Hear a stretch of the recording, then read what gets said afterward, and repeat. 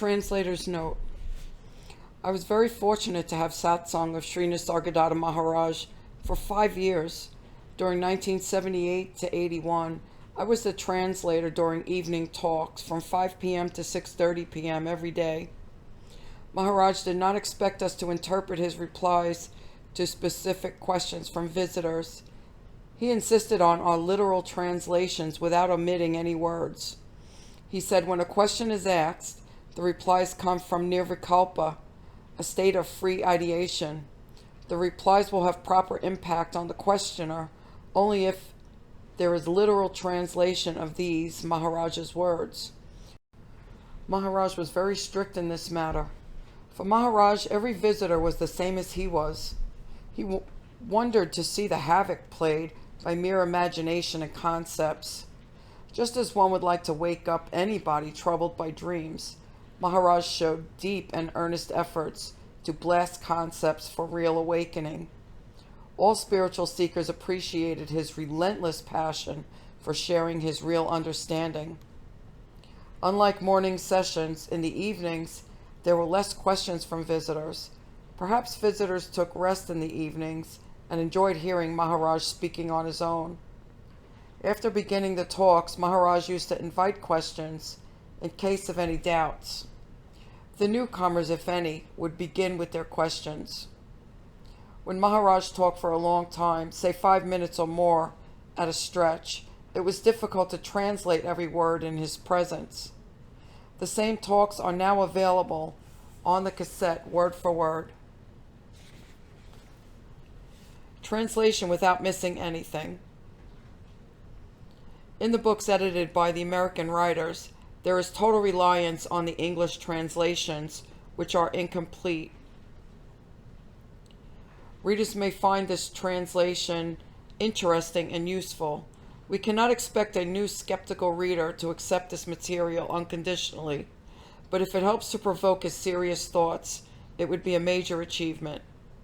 There are many repetitions in this book which have been retained, as they are needed for awakening from the deep slumber of ignorance. Maharaj warned his disciples not to be content with the mere knowledge of words, which enabled them to be prominent in spiritual discussions. Almost every day he emphasized the importance of meditation on I am without words, which was a self-revealing process leading to self-knowledge. The content of this book is from the recordings of the conversations in the evenings only. These talks were not recorded with an idea to write a book. The main idea for the recordings was to have a continued satsang of Maharaj even after his Mahasamadhi. That purpose has served so far and will continue till end.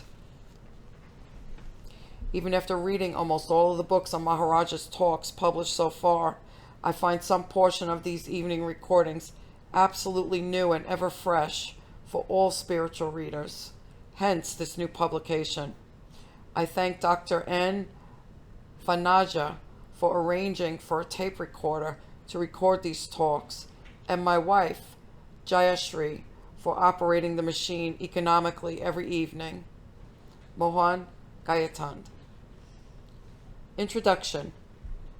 It is truly an honor to be asked by Mohan and Jayashri Gaitonde, Maharaj's evening translators, to write an introduction to these recorded dialogues of Sri Nisargadatta Maharaj entitled Nothing is Everything. Sri Nisargadatta Maharaj paraphrased, "Stay as the brink, the space where beingness becomes no beingness, and no being becomes being." As with all of Maharaj's disciples I have ever met, words fail to describe their reverence, devotion, and gratitude to their beloved Guru Nisargadatta Maharaj. For almost 35 years, the impact of his teachings have flooded and continue to overwhelm my illusory existence with their directness, precision, and ability to point to and describe that which is indescribable in words. As a guru and spiritual mentor, Nisargadatta Maharaj changed and shaped the entire course of everyone he touched. I must admit, quite frankly, that upon meeting him, I had not suspected, nor could I even imagine the extraordinary impact the time I spent with him would catalyze and bring about. To paraphrase Maharaj, the words of a realized man cannot go to waste. They are like seeds. They will wait to the proper time and sprout. But once implanted, they will bear their fruit. In writing an introduction to Maharaj's teachings, I am reminded of Jean Dunn, one of Maharaj's closest Western disciples, when she remarked, "Every sentence Maharaj spoke was like an Upanishad." Before I proceed with an attempt to describe Maharaj's teaching style and his teachings in a brief and concise manner, first let me relate an interaction I had with him. Hopefully this dialogue might help to provide a window into who he really was, where he was coming from, and the teachings which appeared through him. To begin with, I, like most others, took Maharaj to be a person, an enlightened being, and hence treated him and saw him as such. I soon came to appreciate Maharaj was neither a person nor an enlightened being. To illustrate, one day in the late 1970s, I asked him a question. Maharaj replied, very intensely, "You think you are a person? So you think Maharaj is a person? You think you are an entity or a deity, and so you think Maharaj is an entity or a deity. Maharaj is not a person or an entity or a deity. Maharaj is cosmic consciousness." I can only say that this experience shifted my consciousness and enabled me to grasp what was appearing to occur. Appreciating that Maharaj was not a person, an entity, or a deity, but cosmic consciousness itself, might help to illuminate the teachings and teacher that appeared to occur in this little room in Ketwadi, near Grant Road in Bombay, Mumbai, for close to 45 years. Nisargadatta Maharaj paraphrased, "You think I am a person. You are a person conversing with each other. Actually, there is only consciousness." The uniqueness of Maharaj. The person was what had made Nisargadatta Maharaj so different from any other guru or teacher I had ever encountered. To begin with, in my initial meeting with him, I actually could not find him in the room. Why? Because with all the gurus I had met, the energy seemed to pour from a specific point in space and time. With Maharaj, there was an enormous amount of energy, a magnetic power which drew me to his presence, but the energy did not feel like it came off or from him personally. Moreover, he looked so ordinary. He was dressed not in white robes with long beard or all in orange with a shaved head. Rather, he dressed and looked like everyone else in his neighborhood. Without drawing attention to his person, as he often said, "You are not a person," or "There is no person." He was just sitting on the floor smoking a bidi, thin Indian cigarette rolled in tendu leaf. There was no spiritual game, no pretense, no hierarchy, no organization, and absolutely no game at all. He once said, "I am not here to accumulate students." Paradoxically, the overall effect was that of being drawn magnetically to him. His way of being, Bhav, left me in awe with a deep sense of reverence as I tried to take in and absorb every word he said. Another thing that made Maharaj so unique was that he never asked anything from me, nor wanted anything from me. And in a word, he never needed anything from me. He was totally student, devotee, or disciple-centered, not guru-centered. Nor did he try to get me to fit into any model, role, or belief system. It was because of all this that he was totally trustworthy, and I knew he was always on my side. Another unique aspect of Maharaj was that he reignited kindling my initial understanding of spirituality as finding out who you are. And although that was always at the core of my wishes and understanding, I had been sidetracked into believing in cultural and spiritual mythologies and seduced into believing in the spiritual game, subtly, that had led me away from finding out who I am and going in, and got me more into fitting in. Another aspect of Maharaj was his extraordinary directness and confrontational teaching style. Because Maharaj did not need or want anything from you, nor did he need you to come back to start a center or to be part of an organization with a mission, he was free to be direct and blunt. His teaching style was so direct that oftentimes the pain as he confronted my most sacred, unquestioned concepts was overwhelming, but simultaneously extraordinarily clarifying, emptying, freeing, and in a word, liberating. If you asked a question, you either got a clear and direct answer, or I got a question, an inquiry question, which drove me deeper. His questioning my question, pointing and focusing with a Zen cone type of laser beam, which both absorbed my attention and deconstructed my concepts. Nisargadatta Maharaj, this faith in the I am. And what does it depend? This faith and belief that you are, on what does it depend upon? With such intense focus, the inquiry he had proposed, if taken in and contemplated, not only dissolved the question, but the answer was revealed from within. More strikingly, soon the question, the answer, and the I you thought you were, who had the question, in the first place, had dissolved into nothingness. My words, if implanted in you, will destroy all other words and concepts. Nisargadatta Maharaj. As an aside, I had had a misconception, having been with many gurus in the past. I had mistakenly fantasized that if you were realized, that somehow you could teach, convey, and transmit teachings. I came to understand that this was not true. I recognized there was no correlation between realization and the ability to teach. What was so extraordinary and liberating was that Maharaj had both the ability to teach and the realization, which I soon learned was very rare. This happening teaching was overwhelmingly powerful. Maharaj met each student where they were. Like a true teaching master, let go of his cultural metaphors. He translated his cultural metaphors and pointers to fit the person asking the question. For a Westerner, this made the transmission of teaching seamless and an ecstatic experience, as it was like light bulbs going off inside, as the concept held so dear fell away and the emptiness, fullness was revealed. Then with great force of intention, he got seekers to move beyond and let go of their concepts of who and what they were. In this way, the intensity of his answers and inquiry-focused questions dislodged us from any state we were in or imagined we were in.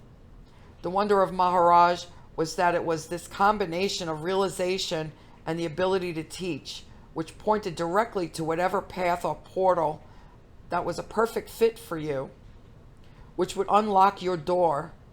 In other words, many teachers presented a one-size-fits-all spiritual practice, sadhana, or prescription or formula, which was the same for each student or devotee.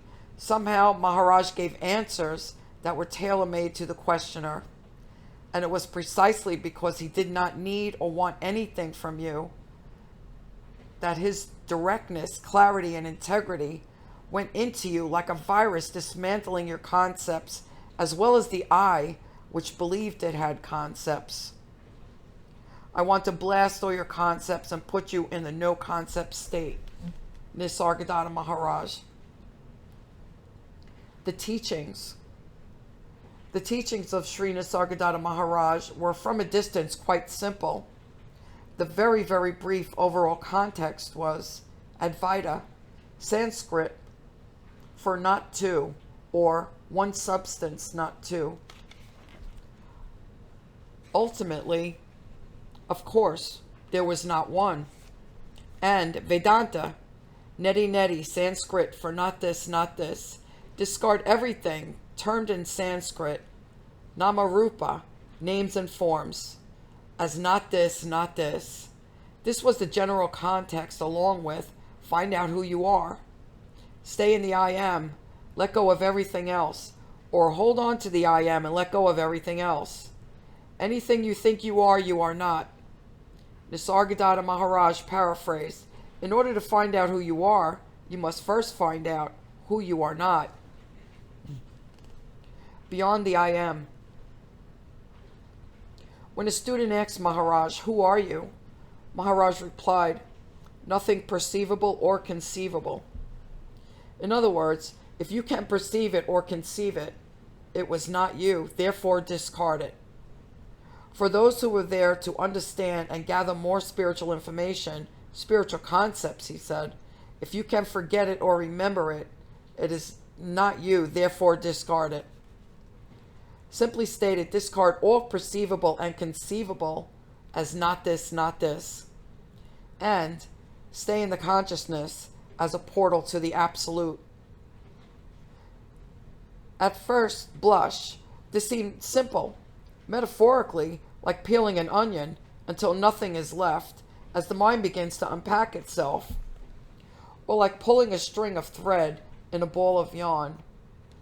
By finding and organizing string and pulling it, the ball of yarn would unravel.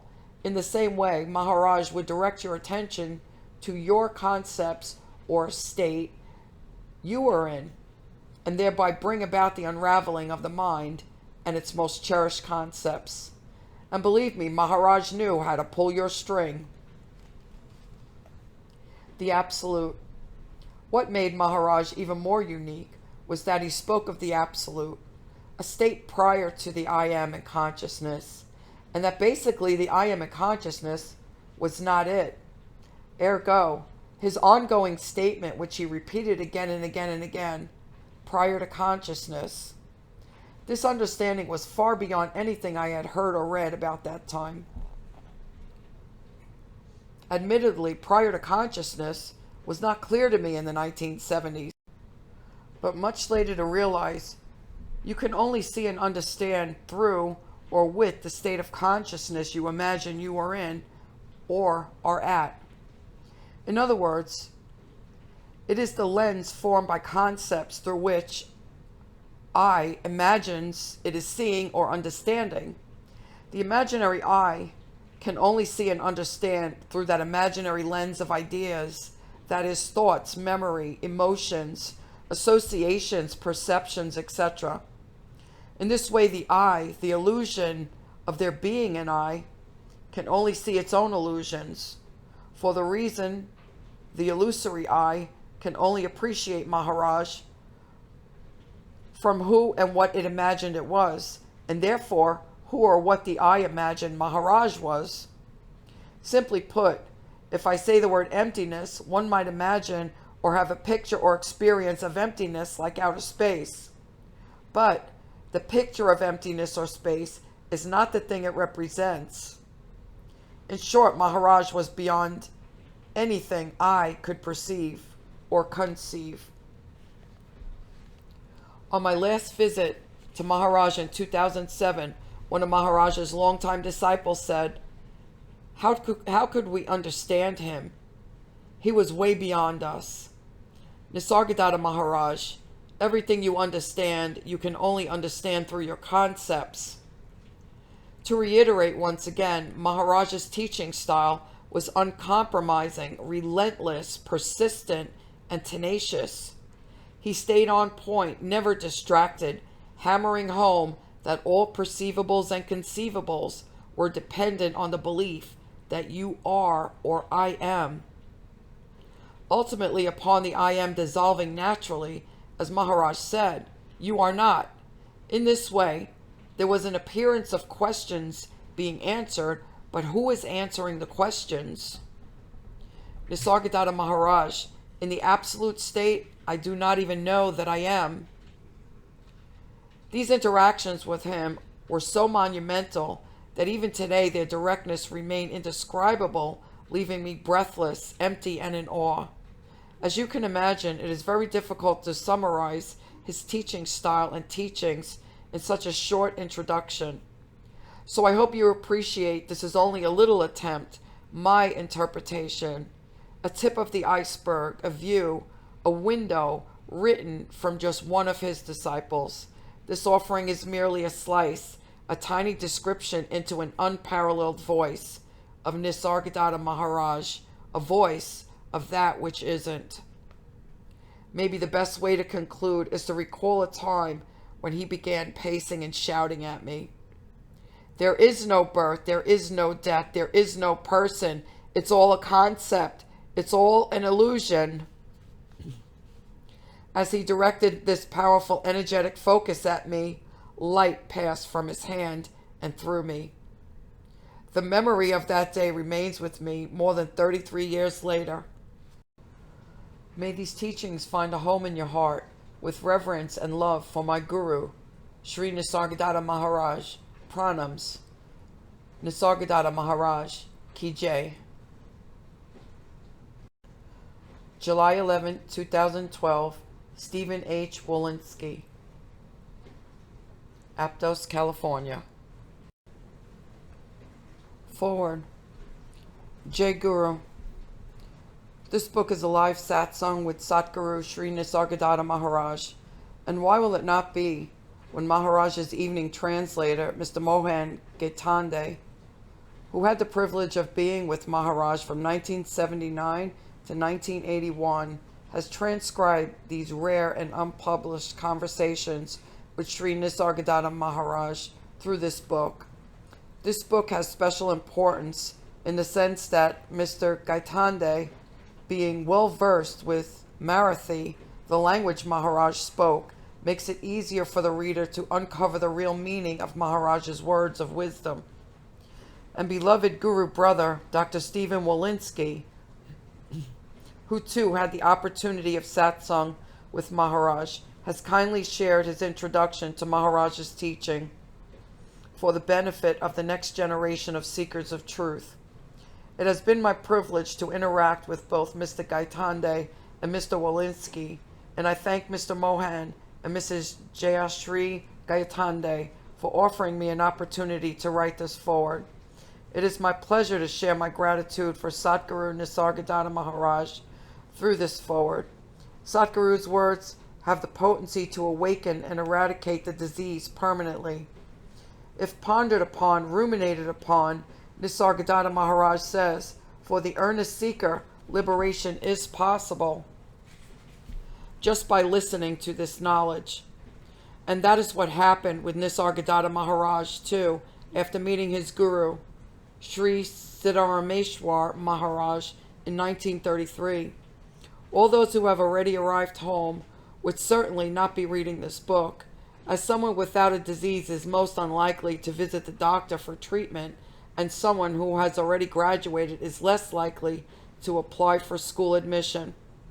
This book is for all those ardent seekers who are in search of the truth, and for those who have been taking medicines from Nisargadatta Maharaj for a long time. But what is the purpose of any of these medicines? Is it to just accumulate medicines in multitude, or is it to get rid of the disease and the medicine forever? When I see or meet people who have been reading Nisargadatta Maharaj's books for years, taking pride in their loyalty towards reading these books, I feel the deepest empathy. For how long can one keep taking the medicines? I often feel that some link is missing within the seeker himself. Through this book, Nisargadatta Maharaj is offering the ultimate medicine. Once again, though on a different platter. In my view, Nisargadatta has been describing the effects of medicine rather than offering any prescriptions, and expects the fervent seeker to intuitively discriminate and realize by continuous reflection and contemplation on it. But the question arises, is mere contemplation over words of highest wisdom self-sufficient? Although we have seen the highest teachings from Nisargadatta Maharaj through various conversations so far, the fact, how did Nisargadatta realize in such a short span of 3 years after meeting his guru, remains ignored. The path that Nisargadatta traveled still remains in the dark.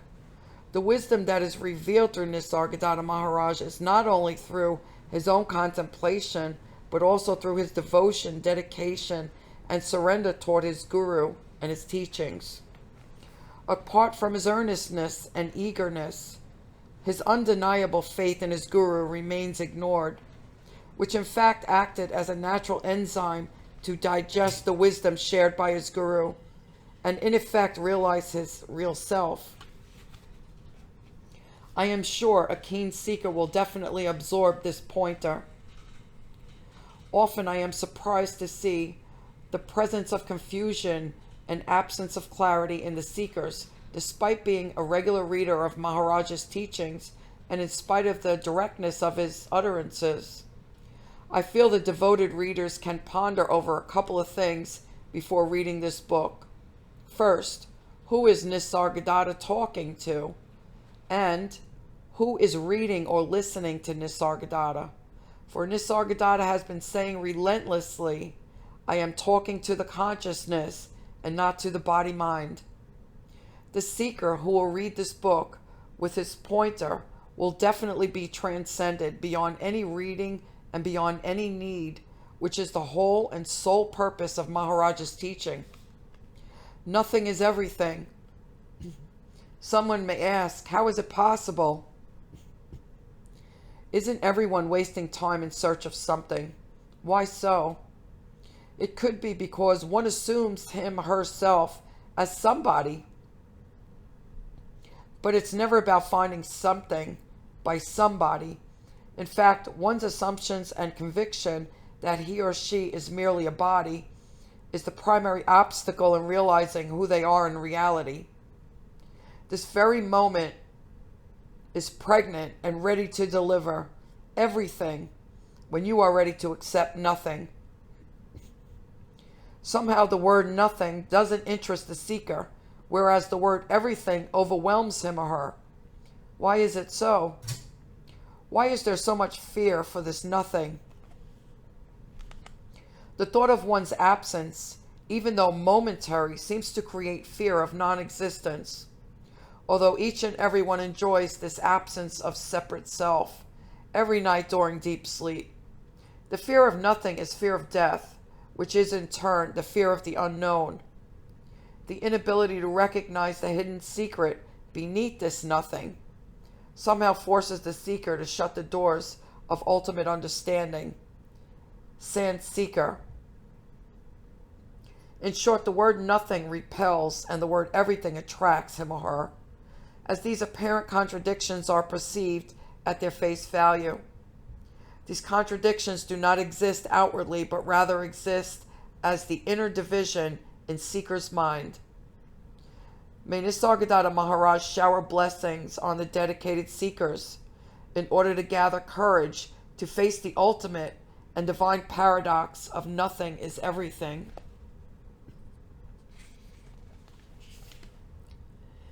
If you are really ready for nothing, this book is a perfect touchstone.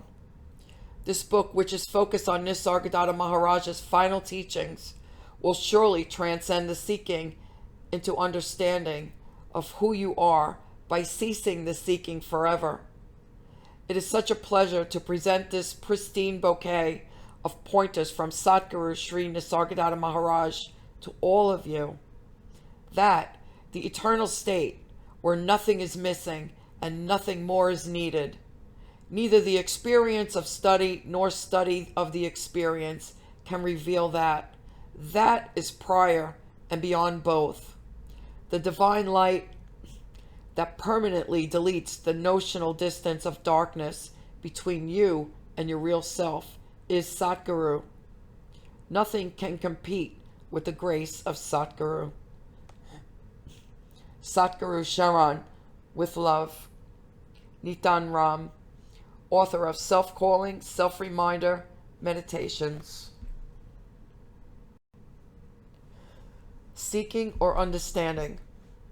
Seeking is based on some reason. Understanding is without any. Seeking is with an effort and purpose. Understanding is spontaneous and effortless.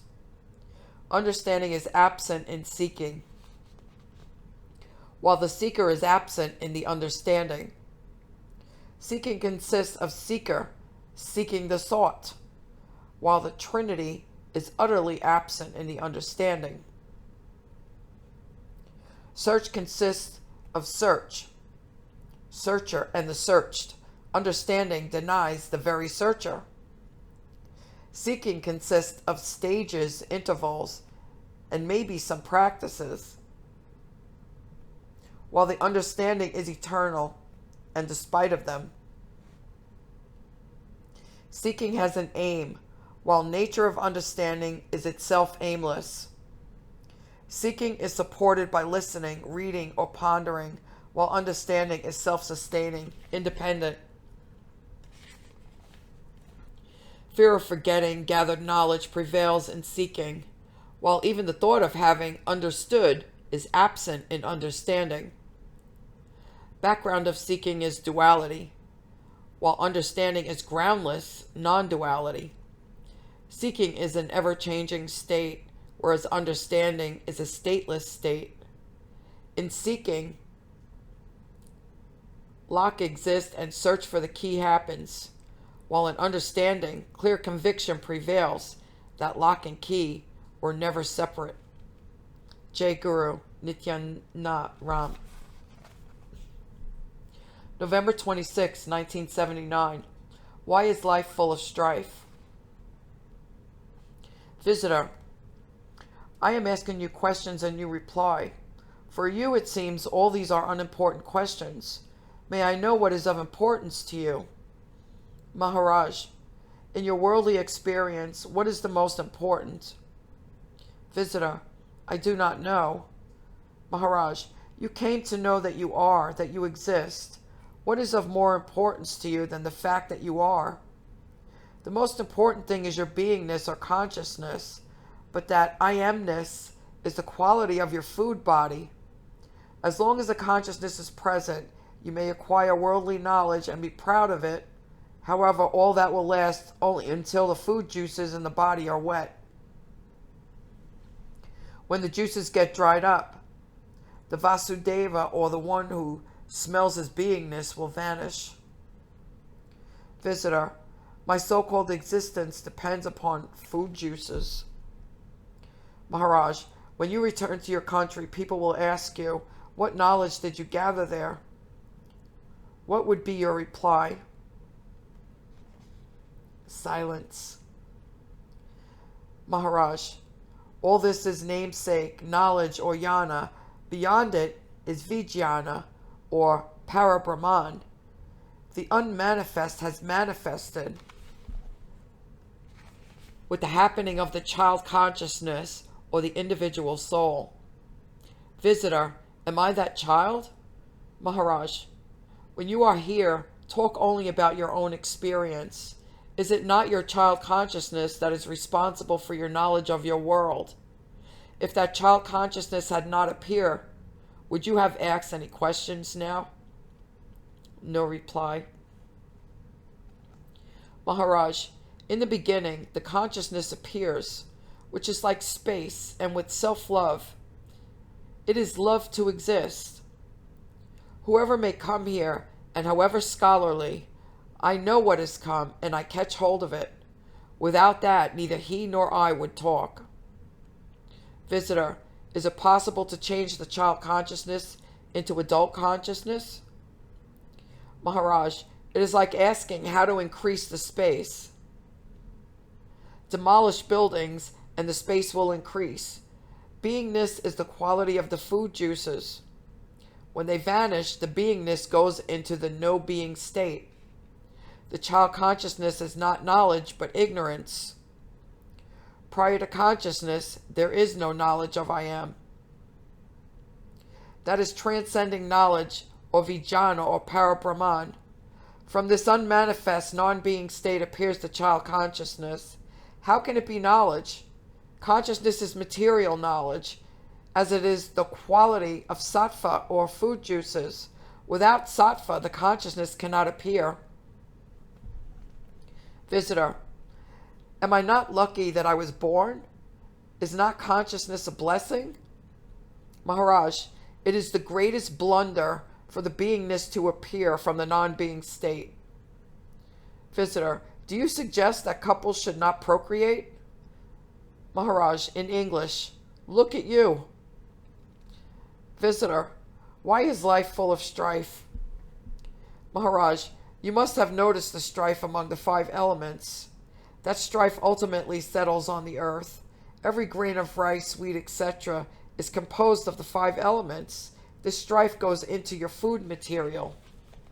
All living beings share this food, and with it the strife.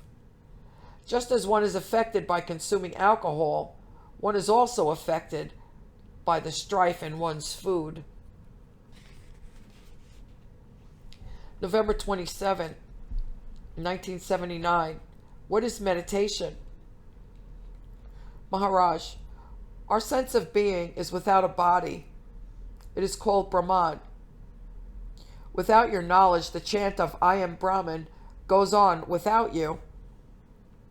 One who realizes one's true identity as Brahman is worshipped by spiritual aspirants. The Brahman or God is your true form. This identity has no death. You have fear of death because your body identity. If you develop your faith as you are told now, you will never experience death. Then you will find no need to ask anyone regarding spiritual matters. Instead, people will visit you in quest of truth. Visitor, what is meditation? Maharaj, not to lose sight of your true identity is meditation. Your body identity should find no room in your faith. When you realize your consciousness as God of all gods, you will find yourself as infinite and boundless. Visitor, is not God greater than me? Maharaj, your consciousness is the proof that the God is. Without you, who is there to recognize his greatness? Do not forget this fact. The knower of consciousness has no death. He drops his body in a blissful state. Visitor, in our world we have pleasure of achievements. Maharaj, but the risk and fear of failure accompany it. The worst fear is of death. It is said that the hidden treasures are protected by ghosts of serpents. You have to please the ghost by suitable offerings before touching the treasure. Improper handling can lead to your death. Similarly, for self-knowledge, you have to make offerings of your body identity. Thereafter, the self is free of the body. Then, end of the body becomes blissful. Visitor, will chanting, I am not this body help? Maharaj, you have to be as you are in reality. You are the consciousness and not a man or a woman. You are the knower of light. You can judge its clarity and not the vice versa. Visitor, what is the influence of Maya on or the illusion? Maharaj, Maya has given you your body form. But when you meet your Sadguru, he gives you your form of consciousness. Initially, you were the knower of the body, which has changed to the knower of the consciousness. That state is called Vijnana or Parabrahman. Visitor, is it beyond manifestation? Maharaj, the manifestation is due to 5 elements. As long as you are a part of it, there is bodily suffering. The disciple who sees his guru as infinite realizes the same as his form. Seeing his guru as Paratma, the disciple realizes it as himself. Visitor, what happens to the knowledge of the Jnani? Maharaj, the knowledge dissolves or merges into the Jnani. The Jnani does not dissolve. The states of waking and sleep are absent in a Jnani. He has no name and form. All these remain up to self-knowledge, but not beyond. All this is very easy, but it appears to be difficult to comprehend. A rare one can realize it. One has to transcend not just the body, but even one's consciousness. One goes beyond all knowledge. All these changes happen without any deliberate rejection of the old identities. like a vast overrolling mass of water. From the supreme consciousness, the consciousness comes into existence.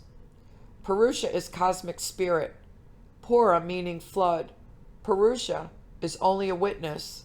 All activities are due to Yoga Maya, or the yogic illusion. Uninvited, she takes the forms to act. The real actions are due to the vital breath, which is due to the 5 elements.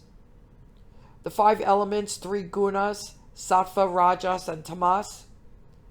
The prakriti and purusha add up to the figure of 10. These are my organs of knowledge and action. Due to the sattva, or food essence, the consciousness appears, and all the suffering is due to this consciousness. All this happening and the experience due to consciousness is uncalled for and extravagant. I have no part in all of this happening.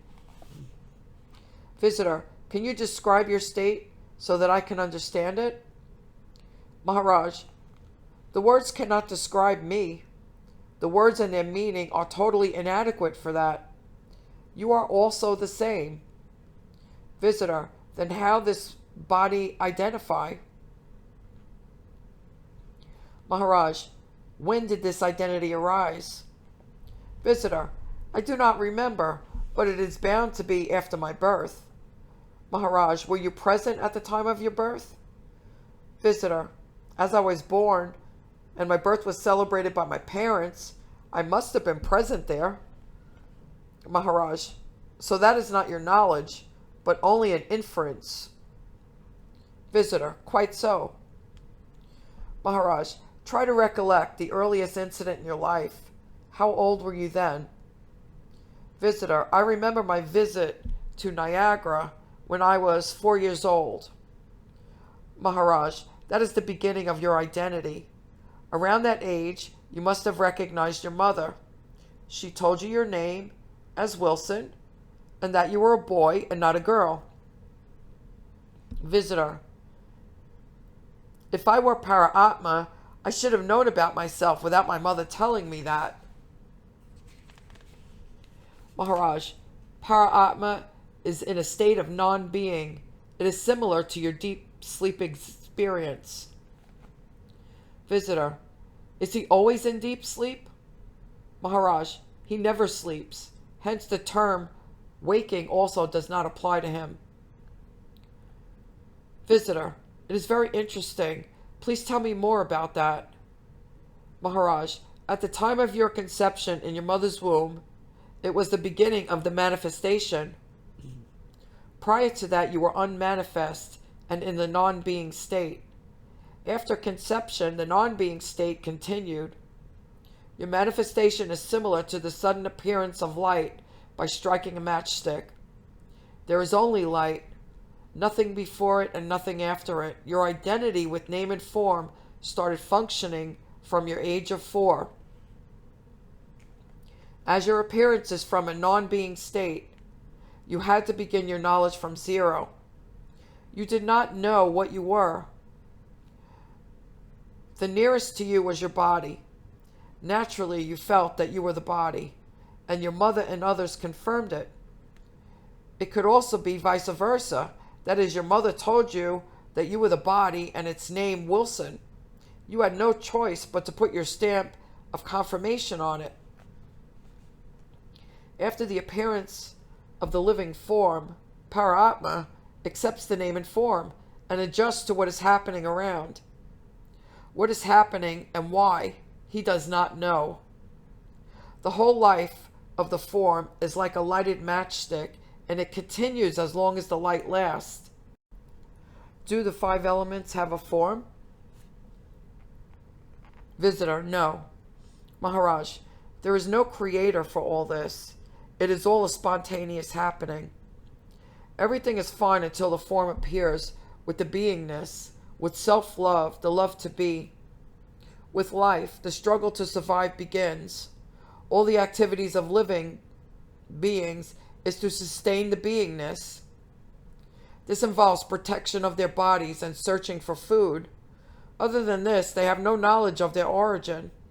The cosmic substance and the cosmic spirit are bodiless, but all living bodies come into existence because of them. All this worldly show is uncalled for, without any need for it. I say that my body is the union of the 5 elements. This applies to all forms, including yours. You know it. Your body occupies space, which is its part. There is air in it. The body temperature shows the presence of heat. The major portion of the body is water, and all the remaining content is from the earth. The whole body is the food of the consciousness, which is the quality of food essence. The whole existence, the suffering, is only due to consciousness. Visitor, it is said that birth is God's gift. Maharaj, is it your own experience? Visitor, no reply. Maharaj, it is somebody's momentary enjoyment, and I have to suffer for 100 years for it. Is it not? Why should I suffer for somebody's act? Why should I be punished? This is only an example. From the 5 elements, there is a flow of consciousness in various forms. The 5 elements do not suffer. Only the forms suffer because of the consciousness. In human form, the suffering is more due to the hope that the future is bright, and I must live for that. All this is in the play of the primary illusion. When you are sick, you take some medicine. Did your sickness die? Visitor, I survived as the sickness vanished. Maharaj, the sickness did not die, but your suffering ended. To summarize all this, since when have we become miserable? Visitor, since the appearance of our knowingness. Maharaj, that is it. Now, is this knowingness misery or an ocean of pleasure? Visitor, silence. Maharaj, the hopes about future are only in human form, but is there any existence of any tangible entity in the human form which can prosper in the future? I want to continue my existence, but as what? Of what type? Who will give me a reply? The birth is not of a human form, but of misery in human form. Is it not? Visitor, no reply. Maharaj, the 5 elements, the gunas, the cosmic substance, and the cosmic spirit, there is a union of all these 10, at the core of which there is the eye taste. I do not have any knowledge, but when a visitor comes, however scholarly and full of arrogance, I know what he does not know anything. When one is unconscious, under the influence of chloroform, the operation is done. One feels pain on regaining consciousness. All our worldly activities happen in our semi-conscious state. We feel the pain later on, when we become more sensible. Visitor, how did you realize yourself? Maharaj, I had full faith in my guru. I abided in his words. Rest of the happening was spontaneous. Visitor, can we know your guru's words? Maharaj, you are all that exists. Presently, you are the consciousness. God, Ishvara, etc. are the names of what you are. These words were enough to change me completely. Visitor, tell me more about your present existence. Maharaj, I am self-supporting. I do not need any grace or support from outside. It is not that somebody has protected me and I am. I am that which remained unaffected in several dissolutions of the universe. Visitor, but you look so simple, like us. Maharaj, those who visit me will judge me by their own concepts. Visitor, why most people do not go to the end of spirituality? Maharaj, they are not in search of truth, but only peace and happiness. When they get it, they are satisfied and they settle there. November 28, 1979. Nothing exists, but appears to exist. Maharaj, I am not the body, which is only food essence. I am not the consciousness, which is the quality of the food essence. One has to proceed this way. Visitor, then who am I? Maharaj, you are not that which is known, but you are the knower. Visitor, what is the cause of ignorance?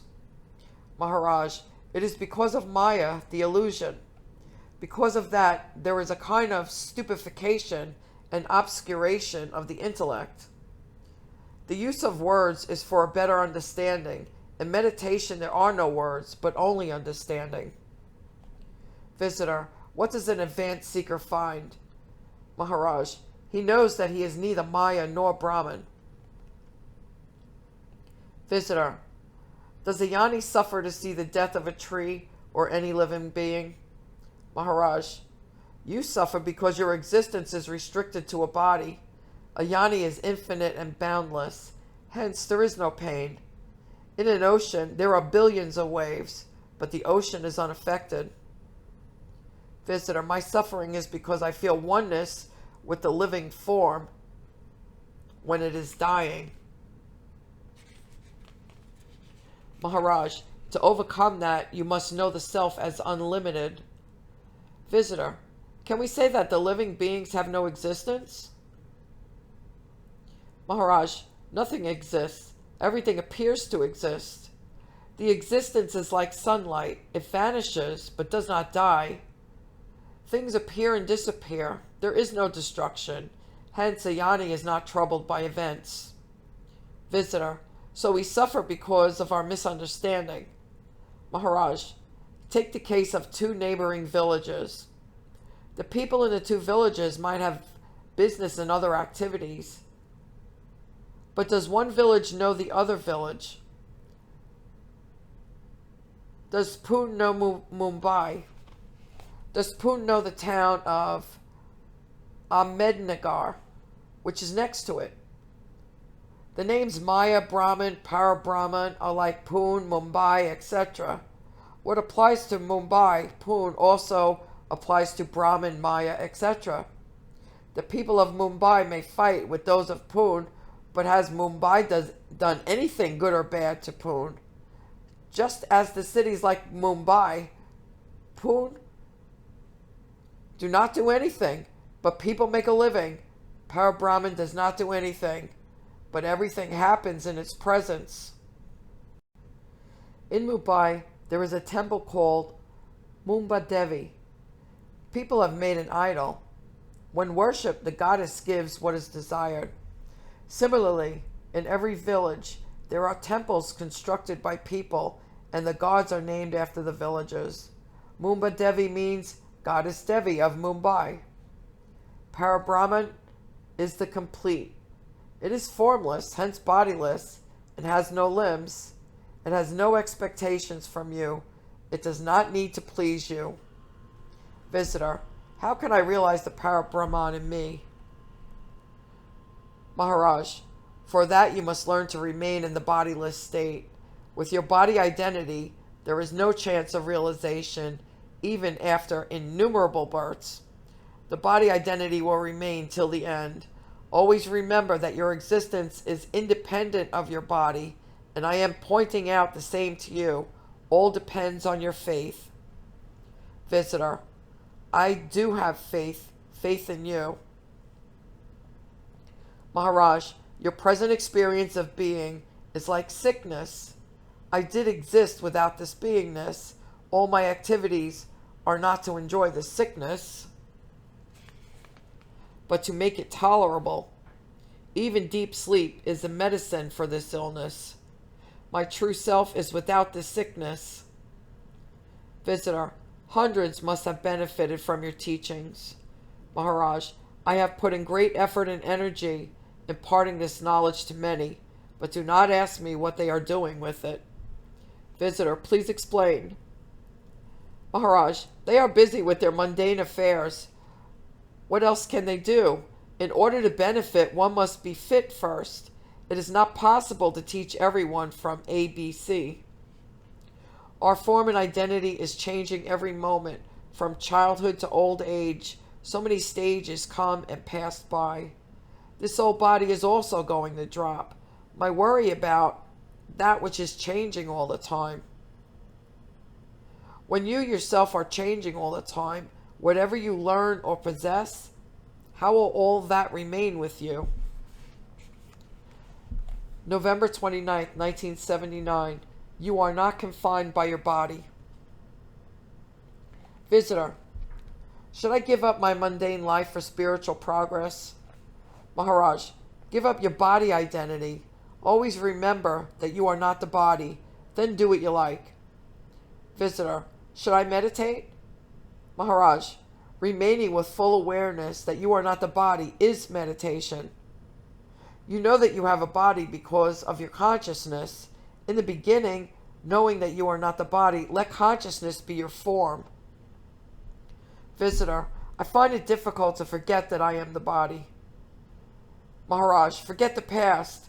Now you are here and you are told what you are. Have faith and the rest will happen slowly. Visitor. What is the difference between mumukshu, one who desires to be liberated, and a sadhaka, a spiritual seeker? Maharaj. A mumukshu has a body, but the seeker is bodiless. Because of your body identity, death and rebirth apply to you. Visitor. What is the difference between a seeker and a sage or a siddha? Maharaj. A siddha has achieved the ultimate. There is not the slightest doubt that he is not the body with name and form. He is no more an individual, neither a man nor a woman. Visitor. One who has spiritual powers, is he a siddha? Maharaj. No. One who is established in the self is a siddha.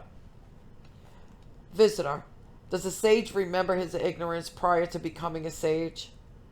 Maharaj. Just as the sun does not know darkness, a sage does not know ignorance. Visitor. More than self-knowledge, I wish to get rid of pain. Maharaj. For that you must get rid of ignorance. Then there will be no death and rebirth for you. Self-knowledge is like sunrise. You see things clearly as they are. Visitor. My body was born, not me. Maharaj. Your form is consciousness or knowledge, and the ignorance of birth cannot touch it. Hence, you do not have experience of birth. You must have the knowledge of consciousness in order to remove all ignorance. The self must have knowledge of itself. Visitor. What happens at the so-called death? Maharaj. The vital breath and the mind leave the body. As the consciousness is infinite and all-pervading, it has no scope to go anywhere. Before going, it is already there. From consciousness, it becomes non-conscious right there. It is like cooling of hot water when the fire is removed. Visitor. What is videhi, or bodiless existence? Maharaj. Because of the sattva food body, I come to know that I am. That does not mean that I am the body. I am separate from the body and all-pervading. The body has a form and is given a name, but the name and form do not apply to me. Visitor. Has the Atma or self any I amness or taste? Maharaj. No. There is only pure being. That is the non-dual state. With body identity comes the I, with a separate form. The me and the mind follow. All his experiences he takes as his knowledge. All these lead to bondage. Visitor. We hear about revival of the so-called dead on the way to cremation. What is the sure sign that a person is dead? Maharaj. It is necessary to wait and watch the skin of the person. If you notice beginning of swelling on the skin, that is a sure sign that the vital breath has left the body. The absence of swelling indicates presence of vital breath in the body, which can lead to revival. Visitor. When I see you in front of me, how do you say that you are unborn? Maharaj. If we were born, we must have knowledge of our birth. Do you have knowledge of your birth? Visitor. No. Maharaj. You have formed a habit of believing whatever you are told. I do not do that. I will not sign the paper seeking my confirmation that I was born. Is waking state possible without existence of sleep state prior to it? Visitor, no. Maharaj, waking is knowledge and sleep is ignorance. The sleep gives strength to the waking state to exist and to continue for some time. One state is always followed by the other. Visitor, does it mean that as long as we are in the body, we are asleep? Maharaj, you are not confined to your body. You are everywhere. The limitation is your imagination. Sleep is a must for the knowledge of the waking state to follow. Every human form is a child of ignorance. Let us stop here, as now it is time for our evening bhajans.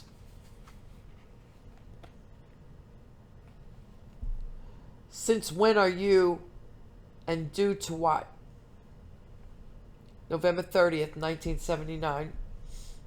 Maharaj, you know that you are, that you exist. The memory of yours is the quality of the food essence of your body. If that food juice loses its wetness, your beingness will vanish. The food juice is called sattva, whose quality is consciousness or beingness. The word sattva is made of sat, existence, and tva, you. It means that you are in reality the existence. In every living form, the consciousness is always accompanied by the vital breath. All the activities happen due to the vital breath. One comes to know that one is because of the food body. But who comes to know? That cannot be said. All our thinking in this regard is only an imagination or a concept. Mr. or Mrs. Somebody is a concept. This applies to all of you. You are without name and form.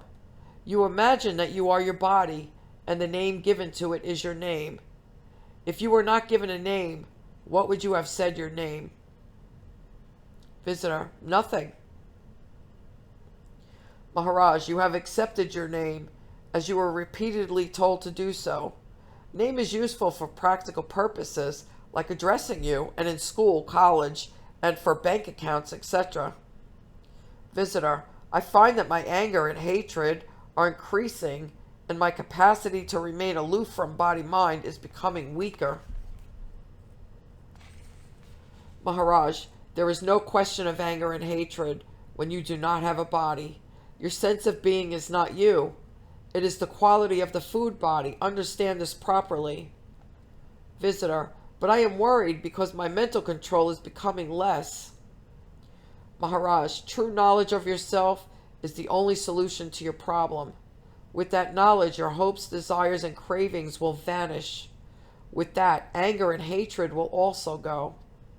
When you see yourself as formless, all your problems will lose their resting place. Visitor, what is the difference between identifying with the body-mind and not identifying with beingness? Maharaj, there is no difference. Visitor, may I come to my original question? Maharaj, is there any question prior to your so-called birth? When a child is born, what is the original question? Our knowledge we are, our consciousness, is material knowledge, is it not? For the newborn, the sense of being was dormant, and its development took place during the first 3 to 4 years. Without looking at the root to the child consciousness, to the origin of consciousness, people are asking irrelevant questions. Have you given a thought to the root of consciousness? Visitor, no reply. Maharaj, for some months the child's body is a lump of flesh. What is there other than food material? Since when are you, and due to what? Due to what has the root or child appeared? What is the cause of the consciousness? There is life as long as the body material is moist.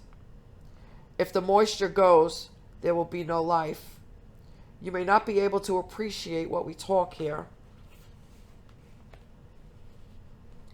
December 1st, 1979. Consciousness, the primary illusion. Maharaj, your existence is like the appearance of light when a matchstick is struck. There is nothing before and nothing after. With what equipment are you going to begin your search? When the light, consciousness, is extinguished, it is all over, nothing before and nothing after. Presently, what I'm experiencing is material knowledge. Beingness is the quality of the food body. I am talking this from my standpoint. Now I am experiencing my beingness.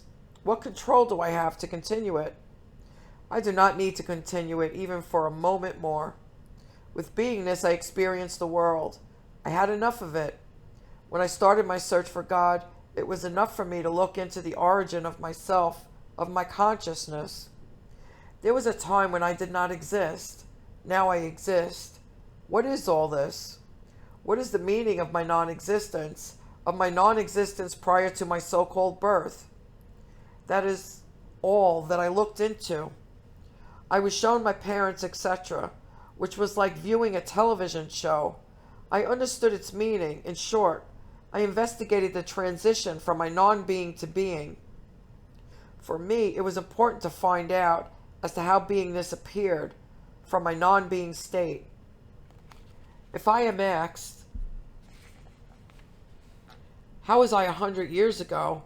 How can I reply, my beingness was absent? God may be great, but to me, that was less important than my appearance from non-being to being. Yesterday I told visitors that our experience of the world was full of strife and excessive strife. What have you to say about that? In the past, there were hundreds of wars, including 2 world wars. Have you ever seen any peace in this world? The strife is not only between countries, it is within every country. Within every person, is it not? I did not struggle for my well-being and prosperity, but only to find the origin of my beingness. Also, my beingness is time-bound, ready to vanish any time. Under these circumstances, what can I expect from God, however great he may be? If I had any control over my beingness, I would have given due importance to God. God may give me prosperity, but what is its use if I can lose my beingness any moment? When I was not, there were no problems. The sense of being was uncalled for, time-bound and dependent on food essence. Our knowingness is seasonal, like monsoon. The season lasts for 60 to 100 years. This is my observation. You are free to examine it yourself. How much will my existence be useful to me? These observations are not meant for the common man. He may lose his hopes, desires, and cravings. His life is a struggle, which demands ambition, courage, and energy. This knowledge will render a man unfit for struggle. One must have capacity to turn dust into gold. These mundane qualities are a must for experience in the world. Otherwise, you will live as if the world is not. With the reduction in the hopes and desires, your world will also fade into non-existence. In order to sustain life, one should be ready to do anything that the situation demands. For that, some have to rule countries, some have to clean toilets, and some have to even beg for survival. One has to do all this in order to endure knowingness. The knowingness also gives hope for future well-being, which is the motive force for all activities. After all, what one wants is to continue to be, to exist. There is self-love, the love to be, that must not vanish. Bhagwan Sri Krishna has explained the gist of Upanishads to Arjuna in Bhagavad Gita. This was translated into Mariti by sage Yaneshwar. That book is called Dyaneshwari. But his elder brother and guru, Nivruti Nath, commented that it was only a translation and not original work. Now write something of your own. Then Dyaneshwar wrote a book called Amrutanabhava. Having realized the immortal, Yaneshwar has put it into words. There is no death at all. Having realized this, he took Mahasamadhi, dropped his body, when he was only 21 years old. What is all this? Does anyone think on these lines? What is immortality? Is it to witness this so-called death? Yaneshwa had no experience of death. The same is here in my case. When I was not born at all, how can I die? If there was no birth, how did this form appear? That has been shown on the television. I call it as a chemical. Our guru's guru, Sri Nisargadatta Maharaj's photo is there, who is captured and what is holding the picture. He is wearing only a dhoti, but the picture is so alive. What is holding the picture for 100 years? I call it a chemical. In this world, all appearances are due to this chemical, and the activities are due to the mechanical. There is no God, no devotee, no Maya, and no Brahman. What have you to say about all this? How does a living form deliver a living form like itself? A human from a human being, a lion from a lion, a donkey from a donkey. The chemical energy that has a mind takes these photographs, and the energy itself takes the same form. All the skill and growth of the form is due to the mechanical. We think that all development needs training. Now take the case of the very ill-natured poor boy. He rises to the nature of a sage, and people worship him. The ancient kings are easily forgotten, but people remember and worship this sage. How has all this happened? Has anybody done it or helped it to happen? A temple is constructed in his name, on the top of which there is a golden dome weighing a ton. In Pune, there lived a sage called Jangli Maharaj, meaning a sage from a jungle. The so-called birth is the appearance of the waking state, sleep state, and the knowingness. As long as these three states are there, the thirst, hunger, and activities for their satiety will go on. Many incarnations have happened in the past. But who could stop creation, maintenance, and destruction? I am not at all proud of my knowledge. What control do I have over anything? Even Brahma, Vishnu, and Mahesh Shiva could not do anything that lasted long. What I call as chemical power is termed as supreme consciousness or primary illusion, Mula Maya. The behavior or activities are because of sattva, rajas, and tamas, which lead to mental modifications. The witnessing of the activities happen due to sattva. The news I am, all the happening is due to the three qualities, and there is no you or I in it. The time limits are decided by Mahat Tattva, or the great reality Brahma, Vishnu, and Mahesh exist for millions of years. That is long, but not unlimited. That indicates how long the sattva quality of the great reality lasted for these deities. The total of lives of all the deities, few billions of years, amount to a moment of the primary illusion. It means all was false. The lifespans of Brahma, Vishnu, and Mahesh are different from one another. I call them as clocks. That is, the clock named Brahma, how long did it tick? The clock named Vishnu ticked 10 times longer, and the Mahesh clock ticked 10 times longer than that of Vishnu. The clock named Mula Maya ticked only once, to equal the total time of all three. Thereafter, what happened to all of them? Nothing. It was all an illusion. I have been talking for the last 40 years. There were so many visitors. What are they doing now? They are all busy with their family affairs. That is their first duty, which they have to do. It is in the film, and it has to happen that way. Should I continue expounding spiritual knowledge? When I talk, what is in front of me? Others also talk, but what is in front of them? Whose information are they giving? When someone talks, it must refer to something. My beingness, however long, has to vanish one day. What is the use of all of this? The beingness has appeared from the non-being state. If I were aware of it, I would not have allowed my beingness to appear. I would have kept myself aloof from it. But it appeared without my knowledge. I must know the why and how of it. First it occurred to me that I should ask God about the appearance of my beingness. But in my non-being state, where was God? Many came to me and offered help, but I told them, without your giving anything, whatever I already possess, that's enough for me. In my case, everything is under my control except my being, which is really a non-being. I have neither birth nor death. I am untouched by any action. What does that mean? Do people think on these lines? Everywhere we see only blind following. With this background, I do bhajans 4 times a day.